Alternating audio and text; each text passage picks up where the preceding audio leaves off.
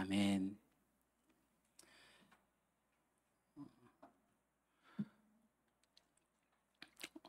우리가 굉장히 긴 기간 동안에 용서에 대한 주제를 다루었습니다. 오늘 이 용서 시리즈의 마지막입니다. 용서와 관련된 부분에서 조금 다른 단계, 차원이 다른 단계, 그 이야기를 오늘 하고자 합니다. 여러분, 하나님께 영광 돌린다는 게 뭘까요? 하나님 영광 받으세요, 이 말로 하는 건 참 쉽습니다. 근데 하나님께 하나님 영광 받으세요 하면 하나님 영광 받으십니까? 하나님 영광 받으시지 않으세요. 우리가 말로 하는 거는요. 정말 하나님께서 영광을 받으실 때는 이 땅에 있는 우리들이 하나님께서 원하시는 하나님 뜻을 이루어 드리게 될 때에 실제로 우리의 삶을 통해 가지고 하나님께서 영광을 받으시는 거죠. 빌립보서 1장의 말씀을 보면 예수 그리스도께서 주시는 의의 열매로 가득 차서 하나님께 영광과 찬양을 드리게 되기를 나는 기도합니다. 그래서 우리의 삶을 실제로 하나님의 말씀을 듣고 우리가 이 경험한 것을 나누게 될 때 하나님께서 정말 기뻐하시는 거죠. 의의 열매가 맺어져야 되는 거죠. 그래서 우리가 지난주에 말씀드린 것처럼 우리가 듣는 걸로 끝나면 안 되죠. 행함으로 듣고 행해서 반석 위에 집을 세우게 될 때 의의 열매들이 나오는 거죠. 행해야 됩니다. 그래서 하나님께서 우리의 착한 행실로 하나님께 영광 돌리게 되는 일이 진정한 의미에서 예배라고 할 수 있겠죠. 그래서 오늘은 이 용서, 개인적 용서보다 좀 더 큰 규모의 용서에 대한 이야기를 하려고 해요. 1983년 6월부터 11월까지 우리나라가 눈물바다가 된 적이 있었습니다. 전국적으로 있었던 이산가족 찾기 방송, 잊을 수가 없습니다. 근데 그게 왜 그때 그제서야 이루어졌는지 오히려 의아스러운, 전쟁이 끝나고 30년이 지나고 난 다음에 남쪽과 북쪽에 있는 흩어져 있는 가족을 찾는 게 아니라 전쟁통에 가족을 잃어버린 이 남쪽에 있는 사람들을 찾아주는 그 방송이 바로 이 이산가족 찾기 방송이었습니다. 여러분 그때를 기억하시는 어른들은 뭐 누가 이 사람을 모르시나 이런 노래도 기억하실 것 같고, 어떤 프랭카드, 그 사연이 섞였던 수많은 이야기들, 그 속에서 재회하는, 다시 만나게 되는, 그래서 그 기쁨을 누리는 사람들, 그러나 여전히 만나지 못해서 괴로워한 사람들의 이야기를 경험했을 겁니다. 저는 어린 시절에 이 장면을 보면서 우리 민족이 이렇게 갈라졌고 우리 민족이 이렇게 나뉘어져서 수많은 고통과 아픔을 겪고 있는 거구나, 이게 조금 이제 느꼈었어요. 그러다가 이제 잊고 지내다가 영화 국제시장을 보면서 그때 그랬었지라는 생각을 했었죠. 여러분 아십니까? 우리 1차 세계대전, 2차 세계대전이 끝나고 난 다음에 이제 나라들이 나뉘어진 나라들이 있어요. 그런 나라 중에서 유일하게 남아있는 분단 국가가 우리나라가 최후의 분단 국가입니다. 뭐 예멘, 베트남, 독일 다 통일을 했는데요. 우리나라만 통일을 못했습니다. 물론 뭐 예멘은 무력에 의해서, 또 베트남은 공산화에 의해서, 또 독일은 이 자유주의 자본주의 시스템에 이 사회주의가 이렇게 편입되는 시스템으로 뭐 어떻든 간에 그렇게 합병이 됐지만 더 이상 나누어지지 않고 하나로 있습니다. 근데 우리나라만 분단 국가로 남아 있죠. 둘로 쪼개져 있습니다. 사실 이 이야기를 하면 우리 젊은 세대들은 이런 문제가 별로 중요한 문제가 아닐 수 있습니다. 나이 드신 분들에게는 이런 문제가 여전히 중요한 문제로 정서적으로나 당위적으로나 느껴지는 부분들이 있습니다. 저는 이 남과 북의 문제를 좀 여러분들하고 나누려고 합니다. 이 이야기를 나누는 데는 상당히 어려움이 있고 위험이 있습니다. 왜냐하면 많은 사람들이 교회에서는 이런 이야기 하는 게 아니다 라고 생각을 합니다. 이런 이야기는 세상에서는 하는 거지 교회에서 무슨 그런 이야기 하냐고 하는 사람들이 있어요. 아마 여러분들 가운데 있을지도 모르겠습니다. 그런데 하나님께서 이 분단의 문제를 하나님께서 무관심하시다면 우리는 무관심해도 돼요. 그런데 하나님께서 이 문제를 관심 있게 보신다면은 우리가 당연히 다뤄야 될 문제는 맞습니다. 그러면 우리가 이 문제를 어떻게 봐야 될 거냐? 성경에서 어떻게 가르치고 있고 그 성경의 가르침을 따른 우리는 그럼 이 성경의 말씀에 따라서 어떤 생각을 가지고 어떤 삶을 살아야 되는가? 굉장히 중요한 부분이라고 생각합니다. 뭐 이런 이야기를 하게 되면은 어떤 분들은 목사님이 내 편일까 아니면 저쪽 편일까 뭐 이런 정치적 성향을 가늠하려고 하는데 그러지 마십시오. 그러한 생각도 하지 마시고 저는 성경의 이야기로 성경의 관점으로 우리가 이 분단의 문제를 어떻게 바라볼 것인가. 정말 용서라고 하는 차원에서 단순히 이게 개인적인 차원에서 머무는 것이 아니라 특별히 우리 대한민국 개인의 문제를 넘어서 어떤 민족적인 차원에서도 이루어져야 될 부분이 바로 용서이기 때문에 여러분들하고 이제 이야기를 좀 나누려고 하는 거예요. 이 남북의 분단의 문제가 결국은 이 남한에서의 동서의 문제가 되는 것과 동일하기 때문에 이 남북의 문제를 좀 살피려고 하는 거예요. 이 남북의 문제에 대해서 두 가지 극단이 있는 것을 보게 됩니다. 하나는 증오, 분노, 불신 이런 단어로 대표되는 입장입니다. 이런 분들은 실제로 과거에 또 북쪽 정권을 통해 가지고 상처를 받으신 분들입니다. 가족들이 죽었고요. 자기 자신이 불구가 됐을 수도 있고요. 또 재산을 다 빼앗겼을 수도 있고요. 무엇보다도 그 삶의 터전을 버리고 내려와 가지고 사시는 분들은 이 증오와 분노와 불신이 있을 수 있어요. 그런 분들이 실제로 경험한 이 공산 정권의 모습과 또 전쟁을 통해 가지고 겪었던 수많은 것들, 이분들에게 엄청난 상처를 주었기 때문에 그 상처가 여전히 고스란히 남아 있는 거죠. 증오와 분노와 불신으로 남아 있습니다. 그런 부분이 있습니다. 또 하나는 무관심이에요. 무관심이라고 하는 극단입니다. 이 자신의 삶에 이제 몰두가 돼 있는 거죠. 통일이 되긴 돼요. 근데 통일이 특별히 자기 자신에게 도움이 되는 게 아니라면 별로 관심이 없는 거죠. 우리 민족들, 우리 가족들 가운데 이성 가족이 있는 것도 아니고 뭐 당장 통일이 된다 해가지고 뭐 달라지는 것도 아닌 것 같고 뭐 그러니까 꼭 통일해야 되나 뭐 이런 생각을 하는 사람들이 있다는 거죠. 실제로 이 현대 사회가 가지고 있는 이 개인주의와 연결이 돼 가지고 나타나는 현상이 같아요. 특별히 젊은 세대에게 무관심이 많이 있습니다. 근데 이 무관심도 소극적인 무관심도 있고 적극적인 무관심이 있는데 소극적인 무관심은 통일은 돼야 되나 실제적으로 난 모르겠다. 난 지금 내 생활이 바빠. 관심을 별로 기울이지 않는 입장이에요. 이에 반해 가지고 적극적인 무관심은 통일이 뭐가 필요하냐? 통일이 되면 경제적으로 남쪽이 북쪽을 먹여 살려야 되는 거 아니냐? 지금 나 살기도 바쁜데 힘든데 우리나라도 가난하고 못 먹고 사는 사람들이 이렇게 많은데 굳이 북한을 도와줘야 되느냐? 뭐 지금 해야 되는 거 알겠지만 난 관심 없어. 이런 입장이 무관심한 입장입니다. 이런 두 가지 극단을 가지고 있어가지고 이 극단 속에서 실제로 수많은 사람들이 굉장히 손쉽게 자기들의 주장들을 하죠. 뭐 신문이나 어떤 정치가들이나 또는 우리나라의 어떤 세력을 이루고 있는 어떤 정치적 집단이나 이런 사람들이 이야기하는 그 이야기들 속에서 이 우리 그리스도인들은 그냥 이렇게 휘둘려 가는 거죠. 그들의 이야기 속에서 그냥 개인적 취향에 따라 가지고 개인적 경험에 따라 가지고 한쪽은 이제 무관심, 분노 이쪽으로 따르기도 하고 어떤 쪽은 무관심으로 빠지기도 하고 그렇게 하는 반응을 보이기도 합니다. 그리고 일반적으로 이 교회에서는 이런 문제를 갖고 이야기하는 게 쉽지가 않죠. 그러니까 사실은 이 이야기가 자주 있어야 되지만 자주 못합니다. 저 또한 선배들로부터 또 신학교에서 교회에서 정치 이야기하지 마라고 제가 배웠습니다.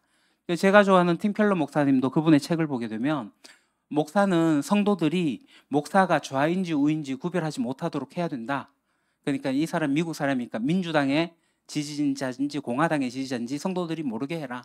때로는 설교가 보면 목사님 민주당 성향인 같은데 어떤 설교들은 목사님 공화당 설교 같은데 그런 식으로 해라. 그게 뭐냐면 팀켈러 목사님도 하는 얘기가 목사는 성경의 가르침을 가르치다 보면 그것이 좌에 속할 수도 있고 우에 속할 수도 있기 때문에 그런 거다라는 거죠. 한쪽 편을 드는 것은 바람직하지 않다. 그래서 저는 웬만하면 하지를 않습니다. 그러나 성경이 무엇을 이야기하고 있는지는 분명히 해야 될 것 같아서 이야기합니다. 남과 북과 남이 사이에서 그리스도인이 그러면 어떻게 역할을 해야 될 것인가? 이게 오늘 우리의 관심이죠. 이 마태복음을 보게 되면요. 오늘 산상보훈 중에 이제 팔복 중에 한 구절인데요. 우리 다시 한 번 더 읽어볼까요? 세 번역으로 시작. 평화를 이루는 사람은 복이 있다. 하나님이 그들을 자기의 자녀라고 부르실 것이다. 아멘. 그러니까 우리 개역 개정을 보게 되면요. 화평하게 자는 복이 있나니 그들이 하나님의 아들이라 일컬음을 받을 것이며, 이게 비슷한 내용인데 이제 번역을 하면서 조금 다른 뉘앙스가 있다는 걸 여러분들이 느끼실 겁니다. 이 본문을 보게 되면 하나님은 우리가 이 땅에 살면서 우리가 어떤 사람이 되기를 원하시냐면 평화를 이루는 사람이 되기를 원하세요. 화평하게 하는 자, 평화를 이루게 하는 자.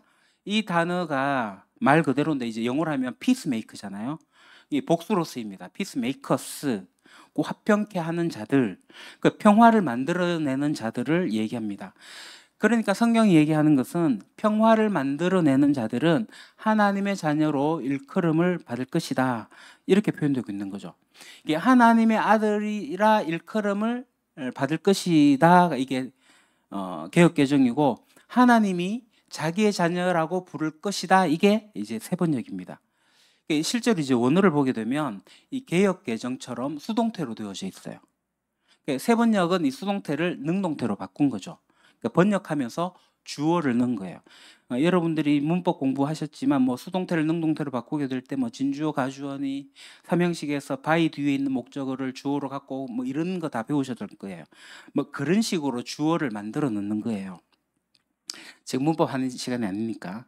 그러니까 이 수동태 문장인데 자연스럽지 못해 가지고 이제 능동태로 바꾸면서 세번역에서 주어를 넣은 거죠. 그 주어를 하나님으로 넣었습니다. 근데 이 주어가 하나님이 될 수도 있고 사람들이 될 수도 있어요. 근데 이 사람보다 하나님으로 번역한 것이 저는 좀 더 가까운 번역일 거라고 생각을 합니다. 왜 그러냐면 이 산상수훈을 보게 되면 애통하는 자는 복이 있나니 저희가 위로를 받을 것이며, 그 누가 위로하는 거예요? 사람들이 위로한다는 의미는 아닐 것 같아요. 그냥 하나님이 위로한다는 의미죠. 그 줄인 자는 복이 있나니 저희가 배부를 받을 것이요. 그 누가 배불러지게 하겠어요? 뭐 사람들이 하는 게 아니라 하나님이 하신다는 거죠. 그러니까 주어가 하나님으로 번역되는 게 맞습니다. 맞을 가능성이 큽니다. 근데 원어는 이 하나님이나 사람이나 이게 둘 다 함의하고 있지 않는가라는 생각이 있습니다. 다시 말해서 정말 그리스도인다운 그리스도인은 하나님이 오실 때 저 사람 내 사람이다. 내 자녀다. 하나님께서 그렇게 부를 사람이든지, 아니면 또 다르게 해서 사람들이 저 사람 보고 저 사람은 하나님의 자녀다. 이렇게 불러줄 수 있는 사람은 그 사람이 어떤 사람이냐면 평화를 이루는 사람이라는 거예요. 피스메이커스. 그런 사람들 하나님이 그리스도인다운 그리스도인이다. 하나님 자녀다운 자녀다. 뭐 이렇게 부른다고 예수님께서 직접 말씀하신 거죠. 그렇다면 이제 우리가 이제 평화를 이룬 사람, 그리스도인이 되어야 되는데 어떤 사람이어야 되냐? 이 전제점이 있습니다. 그들이 실제로 용서의 삶을 살고 있어야 합니다. 우리가 지금까지 용서에 대한 주제를 가지고 지난주에 자그마치 몇 번에 걸쳐 가지고 이야기를 나눴습니다. 왜냐하면 용서를 하고 용서를 받는 것은 그리스도인에게 있어서 매우 중요한 삶의 모습이고 삶의 방식이기 때문에 그렇습니다. 그냥 용서하라, 이렇게 단순한 문제가 아니라 그 사실은 우리가 지난주 동안 살펴본 건데, 실제로 이 평화를 이루기 위해 가지고는 자기 자신이 먼저 용서의 삶을, 자신의 삶의 방식을 용서로 받아들인 사람이어야 된다라는 거죠. 그러니까 개인적인 삶의 현장 속에서 크고 작은 일 속에서 용서를 하고 용서를 받는 이것이 몸에 아주 자연스러운 그런 익숙한 사람이어야 한다. 그러한 사람들 사이에서 그러한 역할을 해야 된다. 그게 익숙해진 사람들만이 이제 평화를 이루는 단계로 나아갈 수 있고 발전할 수가 있다라는 겁니다.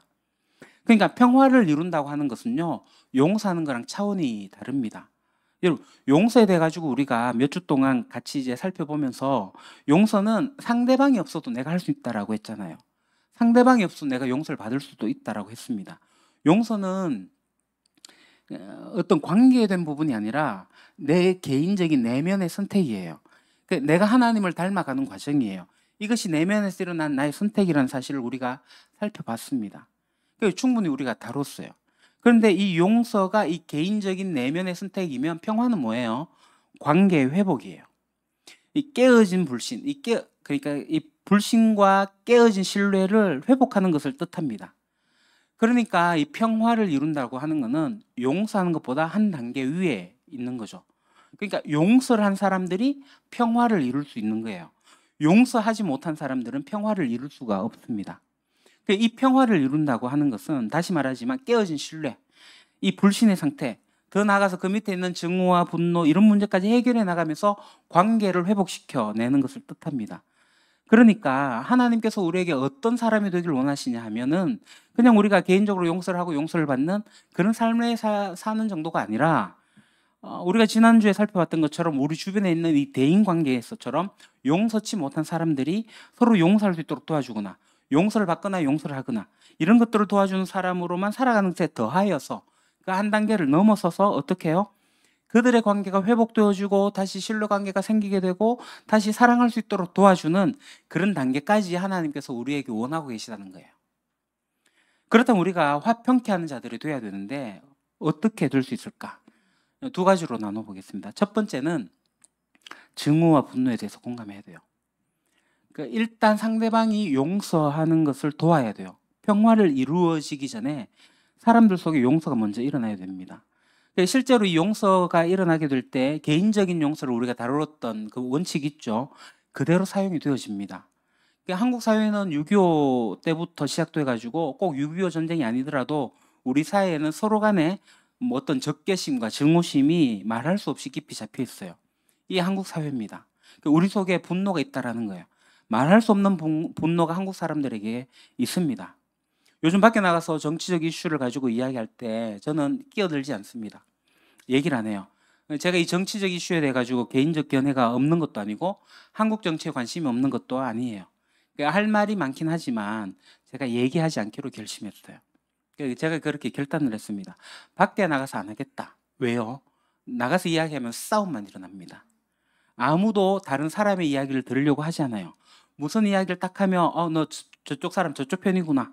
이 딱지를 딱 매겨버리고 그 다음부터는 논쟁이 되어버리고 맙니다. 대화가 되지도 않고 토론도 되지도 않고요. 더 이상 얘기해봤자 아무 소용이 없다는 사실을 제가 개인적으로 느껴요. 어머니하고 많이 다퉜어요. 근데 이 도대체 어디서 왔냐는 거죠. 왜 우리는 합리적인 토론과 합리적인 이야기를 주고받는 것이 불가능할 정도로 사람들 속에 분노가 가득 차 있는가? 그게 우리의 문제예요. 우리나라 국민의 문제예요. 이런 것과 함께 한쪽에는 무관심으로 가득 차 있는 거죠. 에이 뭐 그런 그 사람들이 하라고 그래. 난 관심 없어. 지금 내 살기도 바빠. 이렇게 이야기하는 사람들이 우리 사회의 모습입니다.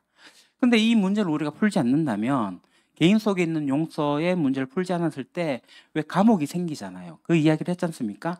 자유롭지 못하거든요. 그러니까 심각한 문제를 일으키게 된다고요. 그래서 우리가 해야 할 것은 북쪽에 있는 사람들을 우리가 만날 수 없으니까 일단 우리는 이쪽에 있는 분들이 그분들을 용서할 수 있도록 도와드려야 됩니다. 우리 자신도 그래야 되고요. 그래서 우리가 해야 할 일은 그들이 겪고 있는 분노, 증오, 거기에 대해 가지고 먼저 공감해야 돼요. 젊은 세대들이 그 경험해 보지 못했기 때문에 공감하지 못한 경우가 너무 많아요. 제가 아까 어머니 얘기했는데 어머니는 전쟁통에 태어나셨어요. 충청도에서 태어나셔가지고 전쟁통에 어린 시절 기억은 못 하시지만 온갖 고생을 다 하신 분이에요. 이분이 공산당을 싫어하는 건 당연한 거예요. 거기에서 뭔 이야기를 할 수가 없어요. 거기에 대한 분노가 있는 거예요. 그럼 저는 어떻게 해야 돼요? 그 어머니의 분노에 대해서 제가 공감해 줘야 돼요. 힘드셨겠어요? 어려웠겠어요? 괴로우셨겠어요? 많이 공감하는 게 필요해요. 공감 안 하고 그거 아니에요 어머니. 이렇게 나가면 언쟁 논쟁이 될 수밖에 없죠. 작년에 우리 권사님들하고 이제 가을 소풍을 가면서 인터뷰를 하다가 제 깨달은 거예요. 우리 권사님들도 무장 게릴라 소위 빨치산들에게 당하셨어요. 어린 시절에. 낮에는 태극기 들어야 되고 밤에는 인공기를 들어야 되는 뭐 그런 분위기였다고 하더라고요. 그 당사자들에게는 이거 죽고 사는 문제였습니다. 이거 아주 고통스러운 일이었어요. 근데 어떠한 이데올로기에 빠져가지고 그걸 한 사람들 말고도 백성들 사이에서 너는 이 편, 너는 저 편 해갖고 서로를 죽이고 비난하고 하는 일들이 있었다는 거죠. 이 죽고 사는 문제였고 굉장히 고통스러운 일이었습니다. 근데 이 문제를 정말 풀려고 하면요. 그 시대를 살아서 그렇게 살 수밖에 없는 분들에게 공감하는 일, 같이 슬퍼하는 일, 그들의 고통과 그들의 혼돈과 어쩌면 굉장히 어리석은 전쟁에 참여했다라고 하는 것을 우리가 복합적으로 생각을 해가지고 공감하는 게 먼저 필요합니다. 오늘 이 젊은 세대, 저도 이제 젊긴 한데요. 저도 전쟁을 경험해보지 못했습니다. 그냥 우리들이 너무나 과거의 일이라고 해갖고 너무 쉽게 생각해버리고 그 결과로 지금 우리가 존재하게 됐는데 어떤 면에서 우리는 그래서 풍요를 누리고 있는데 그것에 대해서 감사하지 않는, 적어도 공감하지 않는, 일단 용서하라든가 평화라든가 이런 주제로 넘어가기 이전에 근본적으로 처리해야 될 부분이 있다라는 거예요. 그게 뭐라고요? 증오와 분노에 대해 가지고 공감하는 거예요. 그들의 고통과 그들의 혼란과 그들의 아픔에 대해 가지고 공감하는 일이 먼저 필요합니다. 그러고 난 다음에 이 증오와 분노의 피해를 알려줘야 돼요. 북에 대한 증오와 분노는 정당한 거예요. 우리 남쪽에서는 그렇게 생각하는 것 같아요. 증오하는 거 당연하다, 분노하는 거 당연하다, 미워하는 거 당연하다, 그렇게 생각하는 것 같아요. 근데 이것은 우리가 용서의 문제를 다룰 때 이 증오의 분노의 이 문제가 나 자신을 파괴하고 있다. 그것처럼 우리가 북에 대해서 증오하고 분노하고 있다는 것은 매우 중요한 문제입니다. 우리 민족 자체의 문제예요. 증오하고 분노한 자는 누가 손해를 본다고요? 자기 자신 손해 본다고요. 이게 얼마나 큰 손해냐고요. 우리 나만의 손해라고요. 여러분, 우리가 먼저 증오와 분노를 느끼는 건 당연한 일이지만 이 증오와 분노를 품고 살아가는 것은 우리 손해라고 하는 것을 알리는 것이 필요합니다. 그것은 자기 자신을 해할 뿐만 아니라 미래의 가능성조차도 파괴하는 일입니다. 저는 일본이 싫어요. 그들에 대한 증오와 분노가 있어요. 그렇다고 해서 우리가 일본하고 관계를 맺지 않으면 안 되잖아요. 증오하지만 그에 대한 분노와 피해를 경험하고 나서 관계를 맺어가는 거예요. 그러니까 이 증오와 분노를 가지고 있으면요, 이 현 상황을 제대로 볼 수가 없습니다. 증오와 분노를 품고 있는 한 현재 무슨 일이 일어나고 있는지 정확하게 판단할 수 있는 능력은 아무에게도 없습니다. 이 증오와 분노를 걷어내고 난 다음에야 이 사실을 정확하게 볼 수가 있는 거예요. 그래서 증오와 분노를 품어가고 있는 우리가 이해하고 이 증오와 분노의 피해가 얼마나 심각한지를 깨닫게 되는 게 중요하다고 봅니다. 제가 만난 어른들 중에는 여전히 북쪽 사람을 빨갱이라고 합니다. 그 사람들은 실제로 전쟁하면서 사람을 죽이고 살리고 했으니까. 그리고 우리는 거기에 대해서 고통이 있으니까.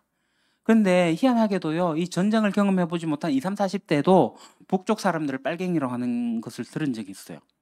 이 빨갱이란 말이 그렇게 좋은 말이 아니잖아요. 이 빨갱이란 말이 굉장히 차별적인 언어일 뿐만 아니라 그 단어가 가지고 있는 굉장히 나쁜 뜻으로 빨갱이가 사용됩니다. 심각하게 우리가 이 동쪽 지역에 사니까 서쪽 지역을 향해 가지고 하는 사람들도 제가 봤어요. 근데 이 전쟁을 경험한 사람들이 전쟁에 대해서 분노하고 그들에 대해서 빨갱이로 하는 거 저 이해가 돼요. 근데 전쟁을 경험해보지도 못한 20, 40대가 똑같은 분노를 가지고 있는 거예요. 어떻게 된 거죠? 분노가 확대 재생산이 되고 있는 거예요. 대물림하고 있는 거예요. 부모로부터 자녀가 그대로 배워가지고 대물림되어서 온다는 거죠. 그러니까 우리 사회 속에서는 우리 백성들, 우리 민족의 이 장래를 보게 될 때 이건 엄청나게 굉장히 손해를 보는 겁니다. 그것보다도 성경 뭐라고 얘기를 해요? 하나님께서 원수까지 사랑하라고 말씀을 하시는데, 그러니까 우리가 그들을 향해서 적개심을 품고 있는 것은 분명히 성경적으로만 봐도 잘못된 자세임은 틀림이 없습니다.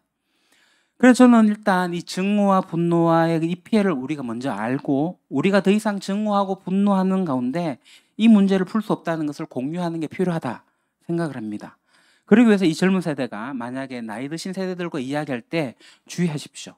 여러분들이 그들의 증오와 분노에 대해서 공감하지 않은 상태에서 어떤 이야기를 한다는 것은 그분들의 더 분노를 사게 되고 대상이 됩니다.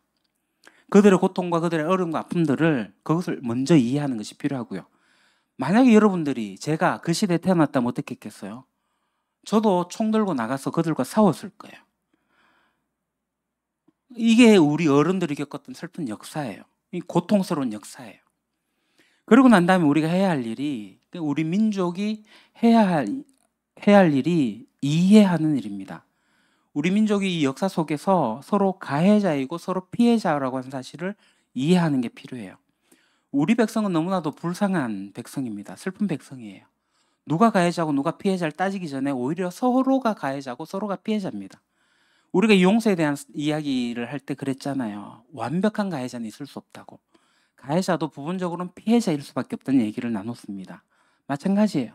저는 가끔 가다가 예전에 정말 이 남과 북의 문제에 대해서 울면서 기도한 적이 있어요. 하나님, 왜 이 백성에게 이 어려운 시련을 주셨습니까? 전쟁이 끝나고 2차 세계대전이 끝나고 난 다음에 해방이란 선물을 우리가 받아야 될 우리나라가 왜 분단이라고 하는 이 아픈 고통을 짊어지게 하셨습니까? 당시에 두 이데올로기 싸움이 있었는데 이 공산주의와 자본주의 또는 민주주의가 불리는 이 두 가지 이데올로기에서 싸움이 났을 때 왜 그 싸움의 격전지가 우리 반도였냐는 겁니다. 왜 우리 한반도가 그렇게 잘려나가야 했습니까? 1대 밑에서 남아난 건 하나도 없고 이 가난하고 어떤 면에서 완전히 겁탈당한 여인과 같은 그런 나라에 어떻게 또다시 두 다른 강대국이 와서 이렇게 둘로 쪼개놔야 합니까? 여러분, 그런 면에서 우리는 이 전 세계 역사 속에서 정말 너무나도 불쌍한 희생자입니다. 근데 더 슬픈 게 뭐냐 하면 이 속에서 서로가 서로를 증오하고 있다는 거예요. 사실은 서로 불쌍히 여겨야 될 사람들인데. 그래서 우리가 세 번째 해야 될 것이 우리 민족을 이해하는 것이 필요하다는 거예요. 우리가 누군가, 우리가 어디에 와 있는가, 우리가 어떤 고통을 지니고 있는가, 얼마나 슬픈 백성인가 이거 이해해야 된다고 생각을 합니다. 저는 그런 면에서 여기 계신 분들이 해방 전후의 근현대사 공부를 좀 다시 하셔야 된다고 생각을 합니다. 우리 역사를 좀 읽어보시고 어쩌다 이렇게 됐는지, 어떤 상황 때문에 여기까지 왔는지를 좀 살펴보셔야 돼요. 해방 전후, 그 다음에 6.25 전후 우리가 그것을 좀 공부할 필요가 있습니다. 학교에서 배운 그 역사만으로는 부족합니다. 그리고 이제 네 번째, 우리가 그분들이 용서하기로 결단할 수 있게 도와드려야 돼요. 하나님께서 우리를 용서하시잖아요. 하나님이 예수 그리스도라는 그 고귀한 분의 그 대가를 지불하시고 정의로운 심판을 예수님이 대신 지게 하셔서 우리를 용서하셨잖아요. 그렇기 때문에 우리도 용서할 수 없을 것 같은 그 사람뿐만 아니라 그 집단도 용서할 수가 있습니다. 그래서 저는 이런 면에서 제가 공의로운 하나님을 믿는다는 것이 너무나도 큰 위로가 됩니다. 이 모든 것을 알고 계시는 하나님께서 공의로운 심판을 하실 날이 가까이 올 거라고 저는 믿습니다. 이 두 큰 강대국, 어떤 자기 세력을 확보하기 위해서 싸운 전쟁, 그 속에서 이 거대 세력을 움직여야 했던 어떤 정치과 권력가들, 그들 하나님께서 심판하실 거라고 저는 생각을 해요. 여러분, 그 당시 200만인지 300만인지 정확히 모를 사람들이 이 반도에서 죽어나갔습니다. 여러분, 그게 작은 문제 같으세요? 북한은요 10분의 1이 죽었어요. 10명 중 한 사람이 죽었습니다. 그게 이 땅에서 일어났어요. 그런 전쟁을 수행했던 이런 이데올로기의 이름으로 행했던 그 권력자들, 그들이 누군지 모르겠지만 하나님께서 심판하실 거라고 저는 믿습니다.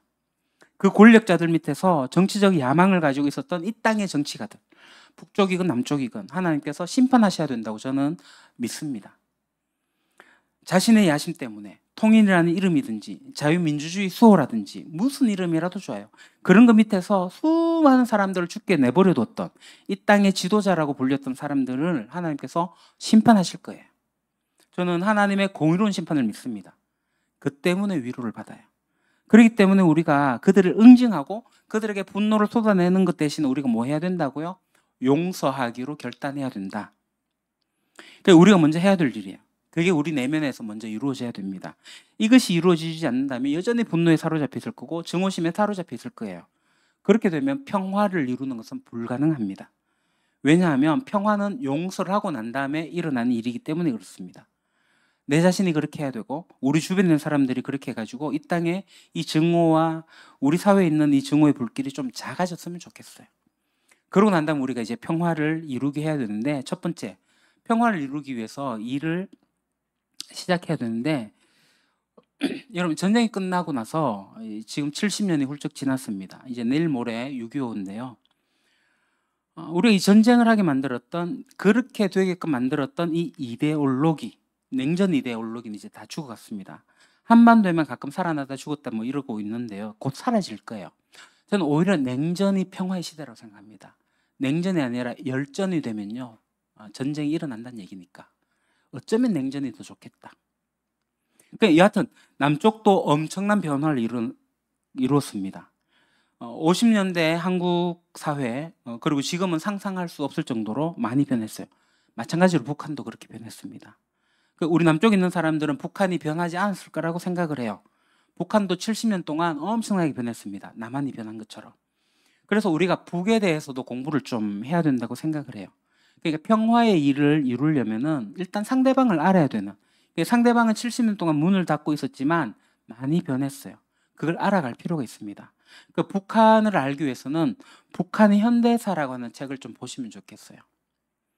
뭐 우리가 TV 통일과 관련돼서 TV를 통해서 북한의 실상들을 조금 볼 수 있긴 하지만 그런 책들을 좀 자세하게 보시면 좋겠고, 그게 우리에게 굉장히 도움이 될 거라고 생각합니다. 그러니까 저는 특별히 젊은 사람들이 이거 읽어야 된다고 봐요. 나이 드신 분들도 마찬가지고요. 북한이라는 나라가 도대체 어떻게 변화되는지 모르신다면 이 책들로 이렇게 변화되고 있구나. 우리가 지금 만나고 있는 북한이 이렇구나. 이거 아실 필요가 있는 거죠. 그러니까 전쟁할 때의 북한하고 현재의 북한하고는 다릅니다. 탈북민들이 지금 많이 내려왔거든요. 그들이 유튜브에 북한에 대한 이야기를 많이 해요. 많이 바뀌었습니다. 우리가 그걸 먼저 좀 볼 필요가 있어요. 이렇게 알아간다고 하는 게 뭔 얘기냐면은 성급하게 판단하거나 성급하게 결단을 내고 어떻게 행동하는 것을 피하는 겁니다. 성급한 판단이나 결론, 그리고 그거에 따른 행동은 늘 문제가 따르거든요. 특별히 그런 것들에 대한 결론은 분노와 증오로서 시작되기 때문에 걷잡을 수 없는 문제를 일으키게 됩니다. 그러니까 완전히 다른 시스템을 가지고 있는 이 두 체제가 서로를 이해하려면요, 시간이 걸리고 상대방의 신을 신고 상대방의 입장에서 생각하는 훈련을 해야만 평화가 올 수 있는 거예요. 그러지 않으면 평화가 오지 않습니다. 이 중간에서 이런 문제를 이끌어가는 사람들이 잘 해야 되겠죠. 여러분, 이제 부부싸움을 하게 되면 이 부부싸움 하는 사이에 들어가가지고 이제 도와주려고 이렇게 상담하러 들어간 사람들이 있거든요. 그 도와주게 상담 들어간 사람들이 대부분 부부 관계를 더 깨놓습니다. 그냥 놔두면 둘이 싸우다가 잘 될 사람들을 가운데 들어가서 그냥 도와주겠다고 해가지고 두 사람을 깨놓는 경우들이 있다는 거죠. 왜 그런지 아세요? 그것은 한쪽 얘기를 성급하게 듣고 성급하게 판단하고 생각하고 결론을 내리고 문제가 이거구나 이래갖고 덤벼들기 때문에 둘 사이를 깨놓습니다.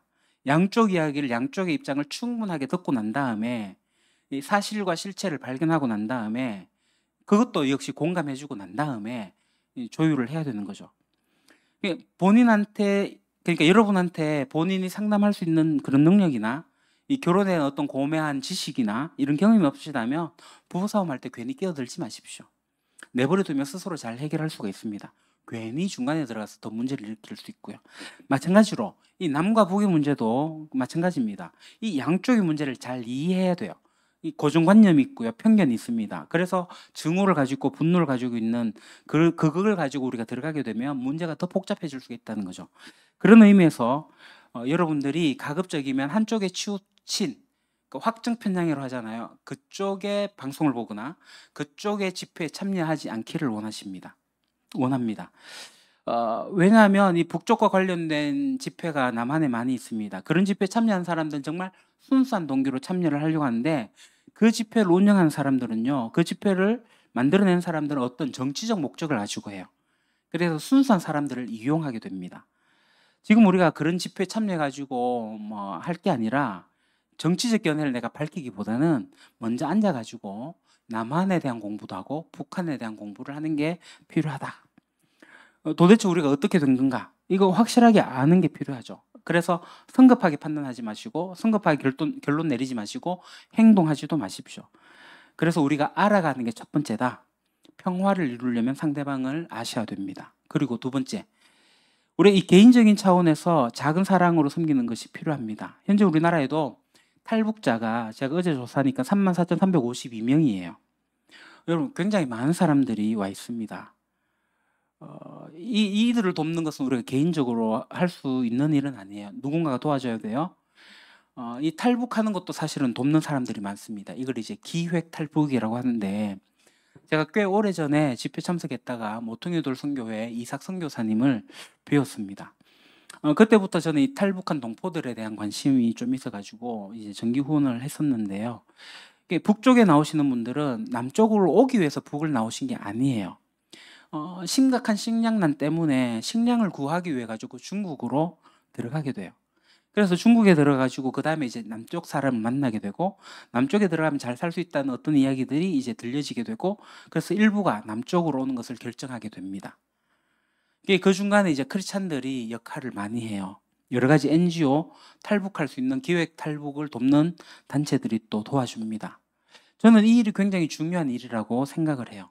그래서 제가 이제 정기적으로 후원을 했었고요. 근데 이제 시간이 지나다 보니까 제가 모퉁이 선교회는 그렇지 않은데 다른 그룹, 다른 조직들이 다른 어떤 정치적 목적을 가지고 하고 있는 것을 발견하게 됐어요. 오히려 그냥 중국에서 있으면 잘 살 사람들이 한국에 와가지고 더 망가지는 수많은 탈북자들이 있는 거예요. 실제로 이분들이 올 때 한 4, 500만 원 정도를 이 브로커에게 지불해야 돼요. 이 브로커들이 돈을 떼먹는 경우도 많고요. 이거 굉장히 큰 비즈니스거든요. 그 브로커들이 많은 일들을 하고 있어요. 근데 그런 상황 속에서 남쪽 교회가 그 브로커들과 함께 연결이 돼가지고 돕는 일들도 있고, 이게 탈북한 사람들이 오게 되면 그 교회에 오게 되고, 그럼 그 교회가 이제 지원금 형식으로 돈을 주기도 하고, 뭐 여하튼 이 탈북한 분들은 이 자본주의 시스템에 이제 들어오게 되는 거죠. 그러다 보니까 돈이라는 것에 대해서 오해할 수 있는 부분들이 생기기도 하고요. 남쪽에 와 보니까 교회에서 그렇게 하다 보니까 어떤 탈북자들은요, 다 그런 건 아닙니다. 일부러 교회를 서너 군데 다녀요. 돈 주니까. 이 교회가 사람을 망치고 있는 경우죠. 돈을 주는 건 마지막에 줘야죠. 위기 상황에, 위급 상황에, 그럴 때, 죽게 됐을 때 주는 거죠. 한국 교회가 지금 잘못하고 있는 부분들도 있다. 탈북자들 망가뜨리는 일을 하기도 한다라는 것을 제가 봤습니다. 근데 저는 분명한 것은 우리가 그들을 사랑해야 하는 일이에요. 정말 사랑하는 일이 필요하다고 생각합니다.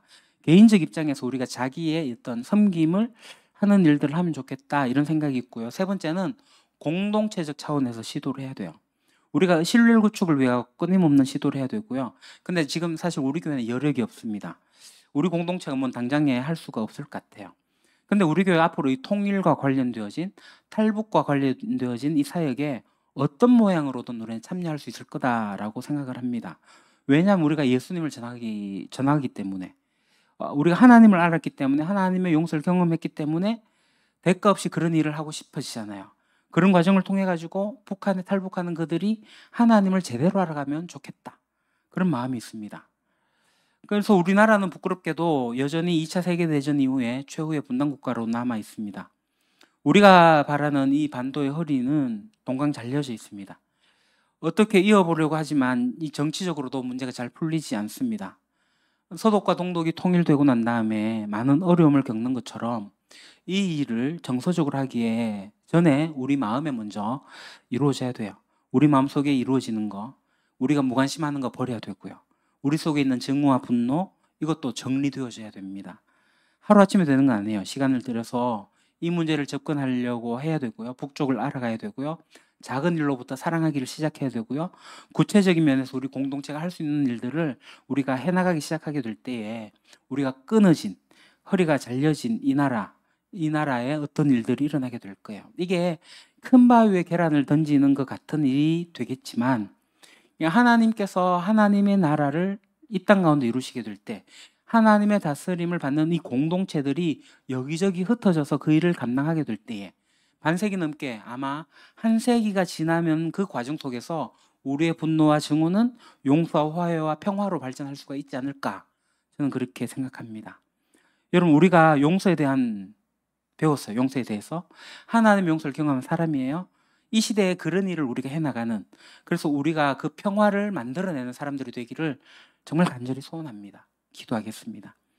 하나님, 이 땅에서 그냥 자기 혼자 성공해서 사는 것도 바쁘고 힘들어 죽겠는데 무슨 민족을 생각하고 무슨 나라를 생각하나, 그런 생각이 들 때도 있는 것이 사실입니다.